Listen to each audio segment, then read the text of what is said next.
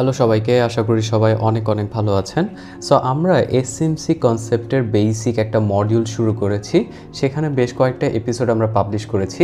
So আজকে আরেকটা এপিসোডে আমরা বোঝার চেষ্টা করব যে এফবিজি বা এটার ইংলিশে পুরো ব্রেকডাউন করলে এটা হবে ফেয়ার ভ্যালু অ্যান্ড গ্যাপ।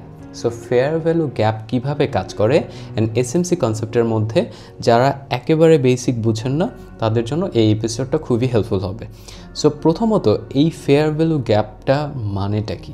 এর মানে হচ্ছে, আপনাকে যদি খুব সহজ ভাষায় বোঝাই, যে এমন একটা ক্যান্ডেল মার্কেটে তৈরি হবে যেইটা প্রিভিয়াস, ঠিক আছে, যেটার প্রিভিয়াস ক্যান্ডেলটা কোনোভাবেই উইক অথবা বডি দ্বারা ডমিনেটেড থাকবে না। এটা হচ্ছে প্রিভিয়াসটার কথা আমি বললাম। অ্যান্ড নেক্সট বা ফিউচারে বা লেটেস্ট যে ক্যান্ডেলটা হবে সেটা দ্বারাও কোনোভাবে উইক অথবা বডি দ্বারা ডমিনেটেড হবে না। সো এর একটা এক্সাম্পল আমি এখানে একটু ড্রয়িং করে আপনাকে দেখানোর চেষ্টা করি। সো ধরেন এটা একটা প্রিভিয়াস ক্যান্ডেল, এটা দেখতে অনেকটা এরকম, বাট পরবর্তী ক্যান্ডেলটা এইরকম ম্যাসিভ একটা ক্যান্ডেল হলো, অ্যান্ড লেটেস্ট যে ক্যান্ডেলটা হলো সেটা স্লাইটলি এরকম কিছু একটা, ঠিক আছে। এই যে ক্যান্ডেলটা হলো, আপনার ইম্পর্টেন্ট পার্ট হচ্ছে যেখান থেকে বড় বড় ইনভেস্টররা বড় বড় ইনস্টিটিউশন অথবা ব্যাংক আপনি বলতে পারেন, অথবা স্মার্ট মানি যেখান থেকে ডিপ্লয় হয় সেখান থেকে মার্কেটে বড় মুভ করে থাকে, ঠিক আছে। এই যে ক্যান্ডেলটা, এটা কি আপনার 100 টাকা অথবা আমার 100 টাকায় এত বড় ক্যান্ডেলে মুভমেন্ট করানো পসিবল? এটা কিন্তু পসিবল না। সো আমাদের বড় বড় ইনস্টিটিউশন যেগুলো আছে সেগুলো কিন্তু এখানে টাকা ডিপ্লয় করে থাকে। এর জন্য মার্কেটে এই যে বড় ক্যান্ডেলটা, এই ক্যান্ডেলটা একটা গ্যাপ ক্রিয়েট করে। এর মানেটা কি? এই যে উইকটা এখানে ছিল, এই উইকের সাইজটা এ পর্যন্ত, আবার এখানে বডিটা শুরু হয়েছে এটা এ পর্যন্ত, বাট এই যে মার্কেটে এত বড় একটা এরিয়াটা যে রইল, এখানে কিন্তু একটা গ্যাপ রয়েছে বা ফাঁকা জায়গা রয়েছে। এটাকেই বেসিক্যালি ফেয়ার ভ্যালু গ্যাপ বলে থাকে, ঠিক আছে। সো এই ফেয়ার ভ্যালু গ্যাপটা বোঝার সাথে সাথে আপনি যদি সাপ্লাই অ্যান্ড ডিমান্ড জোনটাও যদি বুঝে থাকেন, তাহলে আপনার জন্য এই স্মার্ট মানি কনসেপ্টের যে ব্যাপারগুলো আছে এগুলো বোঝা খুব ইজি হবে, অ্যান্ড আপনি এখান থেকেও ট্রেড এক্সিকিউট করতে পারবেন।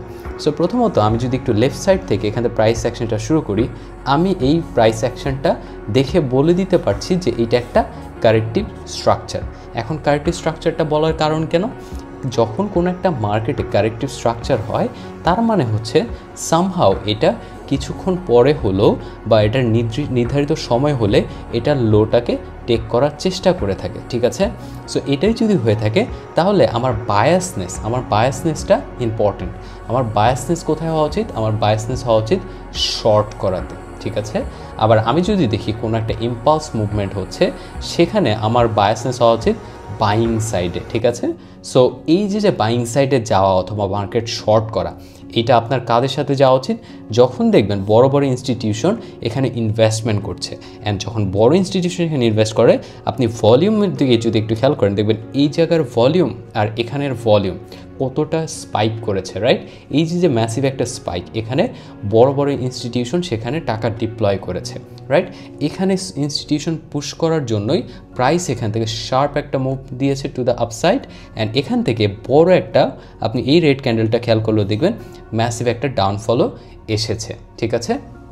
এই যে ম্যাসিভ রেড কালার ক্যান্ডেল, এটার প্রিভিয়াস ক্যান্ডেলগুলো ছিল এই গ্রিন কালার, এইটার বডি আর এই যে রেড কালার বডি, এই দুইটার মধ্যে যে এই ম্যাসিভ একটা গ্যাপ, এই গ্যাপটাকে আমরা বলবো এফভিজি, ঠিক আছে। সো বেসিক্যালি এভাবে আপনি এফভিজি থেকে প্লাস আপনার যদি কোনো অর্ডার ব্লক থাকে, সেই অর্ডার ব্লকটাকেও কানেক্ট করতে পারেন, অথবা সাপ্লাই অ্যান্ড ডিমান্ড জোনও কানেক্ট করে আপনি সেখানে থেকে ট্রেড করতে পারেন। আরেকটা এক্সাম্পল দেখা যায়, এই যে ক্যান্ডেলটা এখানে রেড ক্যান্ডেল হয়েছে, এর প্রিভিয়াস ক্যান্ডেলটা থেকে এই ক্যান্ডেলটার এইটার মাঝেও কিন্তু একটা গ্যাপ রয়েছে। এই যে গ্যাপটা, সেখান থেকে মার্কেট যদি আপনি শর্ট করেন, শর্ট করার সাথে সাথে যে আপনি সবসময় প্রফিটেবল এমন না, বা শর্ট করতে হবে এমনও না, বাট প্রাইস সেই এরিয়াটাকে রেসপেক্ট করে একটা রিয়াকশান দেওয়ার চেষ্টা করে। আইদার সেটা ফেক আউট হয়ে এসএল নিতে পারে, অথবা আপনার ব্রেকডাউন হয়ে আপনার টিপি দিতে পারে, আবার এখান থেকে উপরে গিয়েও এসএল দিতে পারে।